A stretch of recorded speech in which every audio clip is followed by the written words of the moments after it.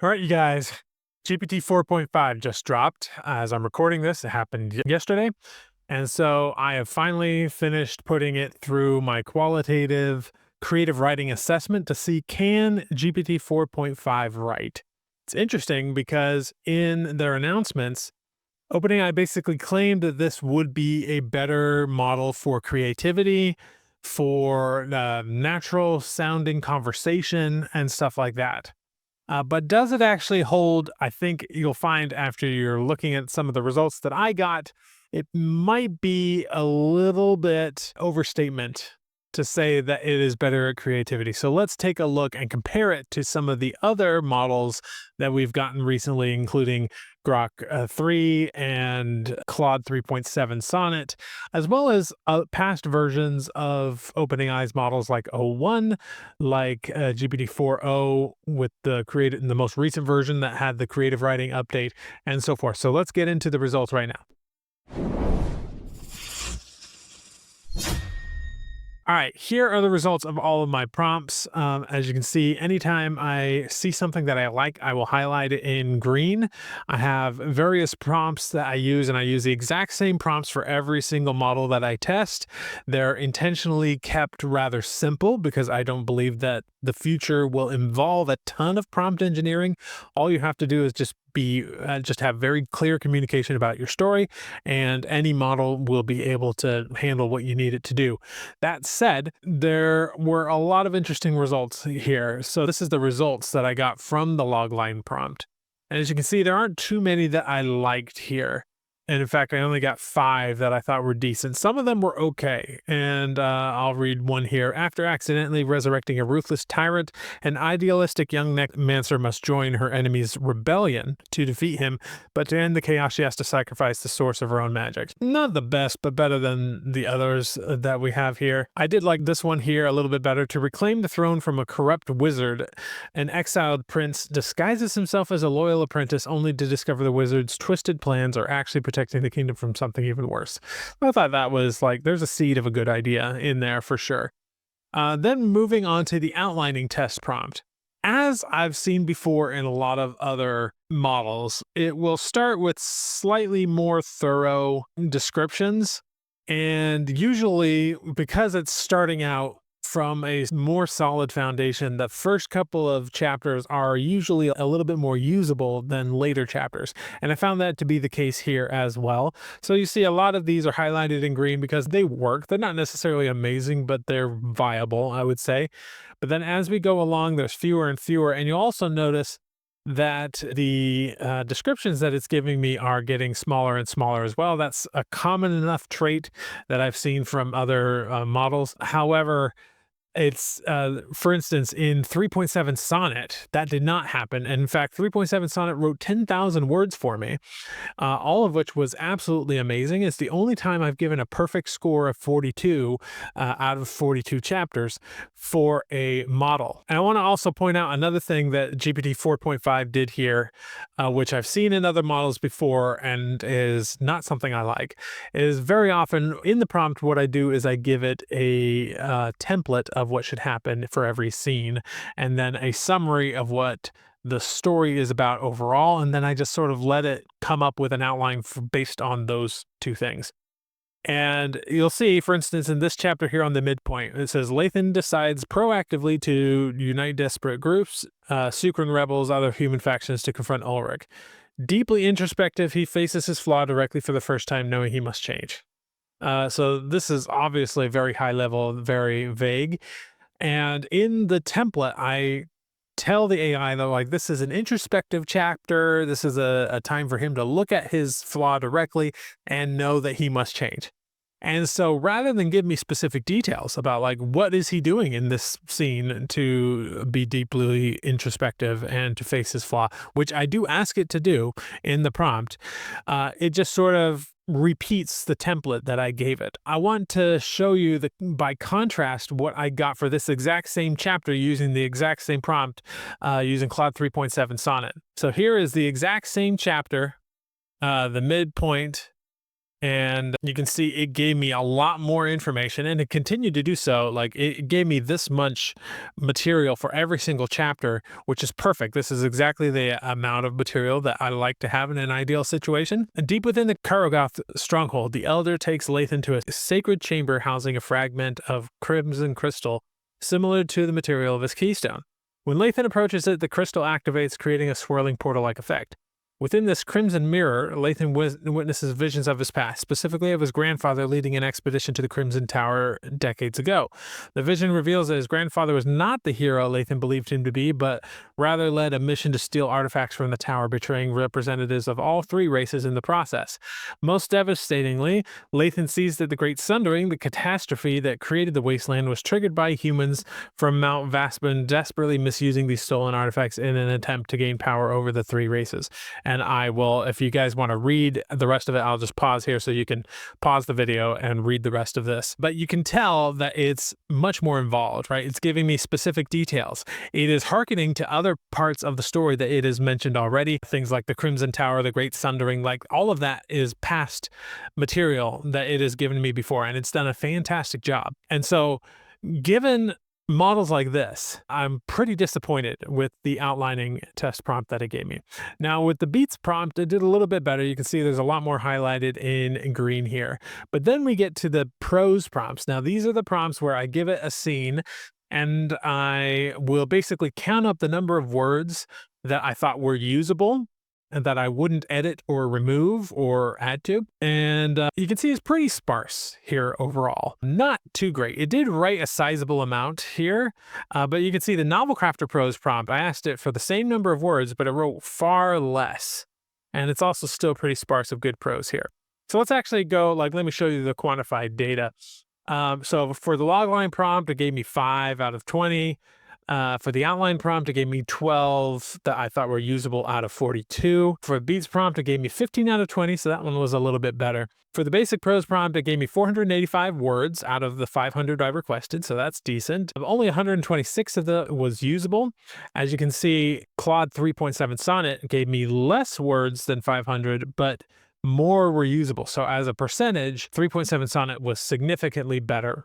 And in fact, most of these here, even 3.5 Sonnet, even the GPT-4.0 creative writing version of GPT-4.0 was slightly better. For the complex prose prompt, this is the one that I use with Novel Crafter. It gave me 169 words out of the 500 that I requested, which is the least on this list of these heavy hitters. By the way, I've got Claude 3.7, 3.5, GPT-4.0, the most recent version, O1, DeepSeek R1, the 203 minis, and Grok 3, all compared here.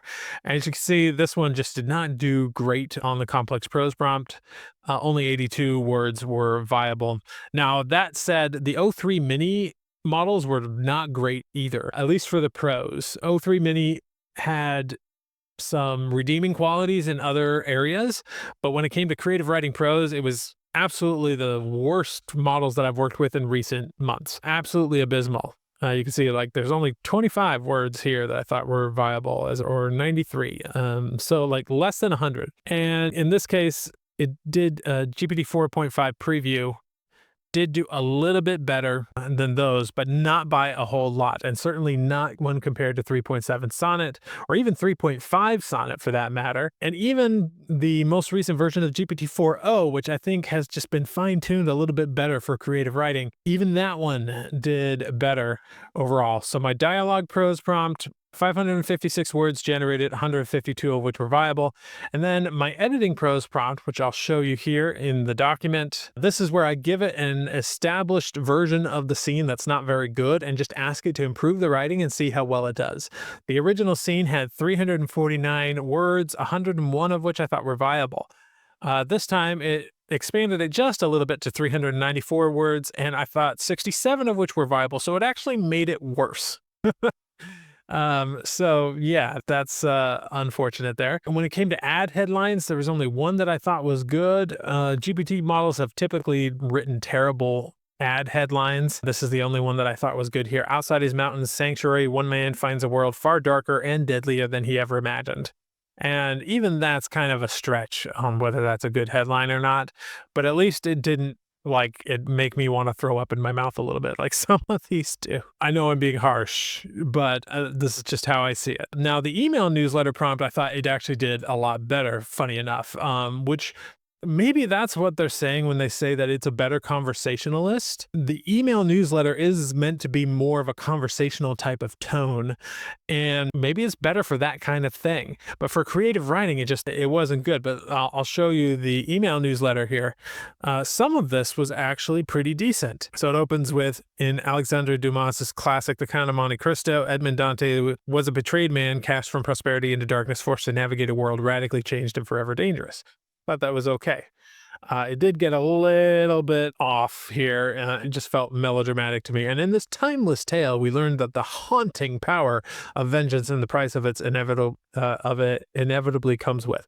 So a little bit overhanded on the adjectives and stuff like that. And then it describes the book based on the information that I gave it. And so it was okay. It did a good job describing the book. And I do think that for emails, it felt a little bit more conversational, a little bit more natural.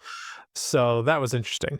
And as you can see, the score here was 214 usable words. The only one that I think did a little bit better was 3.7 Sonnet. That's because the one that 3.7 Sonnet did was a long newsletter. So because of that, there were a little bit more words total. And then we get to the SEO article super prompt. Now, this is where I give it a whole bunch of information and ask it to write an entire article. I asked for 4,000 words. Past models like O3 Mini did well. This is one of those redeeming qualities of the O3 Mini models, is that they both got really close to that number. In fact, O3 Mini High actually exceeded it by 200 words. And O1 also exceeded it by almost 2,000 words, which maybe is a little bit too much in the opposite direction, but it is a good thing about it. Unfortunately, 4.5 Preview totally failed me here and only wrote 811 words, which to me is just not great. And looking through it, I could tell that the tone of the text was off. It did not sound natural at all. Way worse than the email for some reason. And I'll even show it to you. I'll show you bits like just this introduction. Writing a fantasy novel lets you create entire worlds, magical creatures, and extraordinary adventures. Totally a superfluous opening line, not needed. And then one of my least favorite tropes of AI is a sentence that starts with, whether you're this or that, you will find that XYZ, that sort of thing.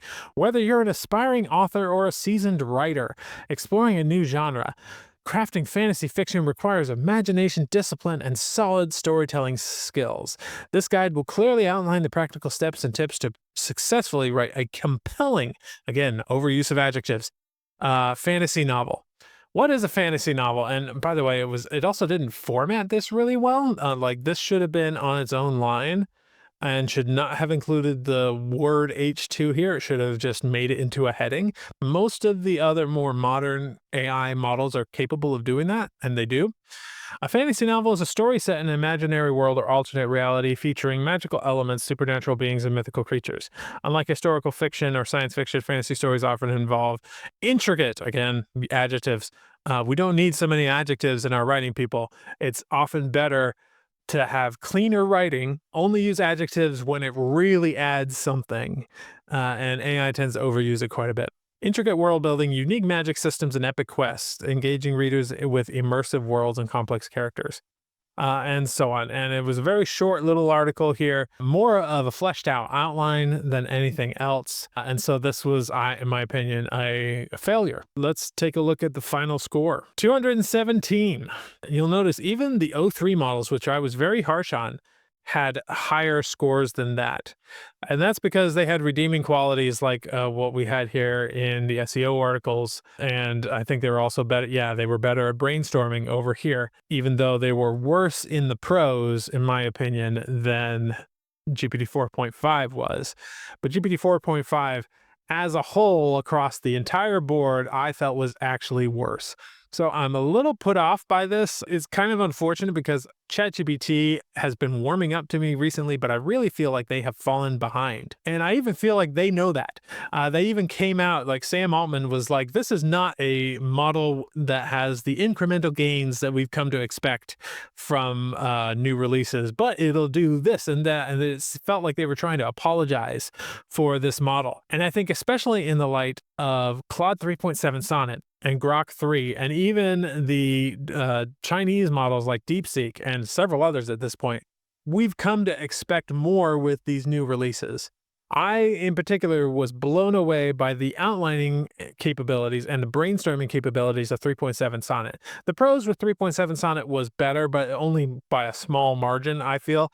But the outlining and the just overall creativity for things like brainstorming made it by far the best option for me. And so I'm really disappointed by this. And I think that OpenAI really needs to up its game if it wants to compete. Granted, we authors, those that are using AI for creative writing, are not the main audience for these people. They're trying to appeal more toward tech people and coders and all of that. But I find it interesting that Claude, even though the Claude models don't necessarily have as many bells and whistles, they can't access the web, there's all of this stuff.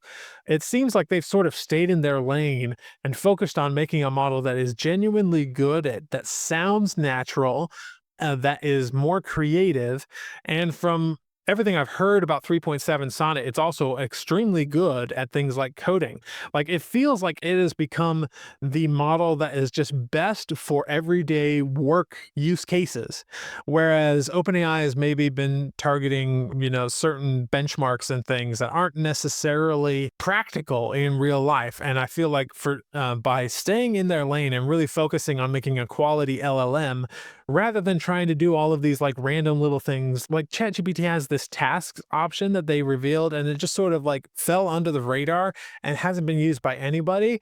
Like, what was that? Right? Like, I know I'm on my soapbox, I'm ranting a little bit here, but I just feel like overall, what are you doing, OpenAI? Like, you need to get these models working for modern day use cases. I feel like Claude has done a much better job. This is why I'm really excited for Alexa Plus coming out, because among other models, Claude is going to be integrated into Alexa, including not just Claude, but Amazon's Nova models will be in there as well. I'll make sure to do a video on the Nova models at some point. But yeah, like, I don't know. Why don't you let me know your thoughts? The other thing to keep in mind with 4.5 preview is some of these specs. And I want to go through these real quick because these did get factored into the overall score at the end. First of all, it has a context window of 128K. Not particularly different from what we've seen from other models, but not better than other, like the Claude models, for example, or the Gemini models, which have an enormous context window. The max output is 16K. That's also like pretty standard, a little bit on the better side. But again, like 3.7 Sonnet has an output potential of 128K tokens. So that's pretty crazy. But the real crazy thing in here is the price. $75 per million tokens of input and $150 per million tokens of output. Look at this. Right above there, here we have 3.7 Sonnet, literally 10 times the amount for the output of 3.7 Sonnet, and more than 20 times the price for a million tokens of input. And so this price gets factored into the overall score that I give it. The cheaper the price is, the better that it helps the score. And as you can tell, like, this is just an abysmally expensive thing. It's the most expensive model that I have on this list that I've assessed so far. Even more so than any of, like, O1 is just $60 per million tokens of output. And I thought that was expensive. So if you have access to ChatGPT Pro, you don't have to worry about costs like this. But if you're using it through the API, which I'm certain most of you will be doing because most people are not paying $200 a month for ChatGPT Pro, then keep in mind this cost. It's going to cost you. It's quite expensive. It's quite up there. But there is one nice thing about it is I was able to get it to do not safe for work content. So this might be something you might want to check out in the case of doing some kind of not safe for work content. I was pleasantly surprised by what it was capable of doing. But given the fact that with the Prose prompts, the Prose itself isn't necessarily the best option, I would maybe go with something else like Sudowright's Muse model or something like that. And if you want to get your hands on this data, this isn't exclusive to the people in my Story Hacker membership because it takes quite a bit of work to put one of these together. It takes me at least like 2 hours per model to put these together because I have to generate all the prose. I need to read through all the prose, and not just read through it. I need to read through it carefully and be really analytical. I can't do more than one of these per day just because it is extremely creatively taxing. And if I do more than one, my eyes tend to glaze over a little bit and I tend to not be paying as much attention. So I only do one model per day for this qualitative assessment. And because of that, it's a big thing. So I make it just available to the people in my paid membership. There is a free membership down below. You can check that out as well. There's a couple of goodies in there.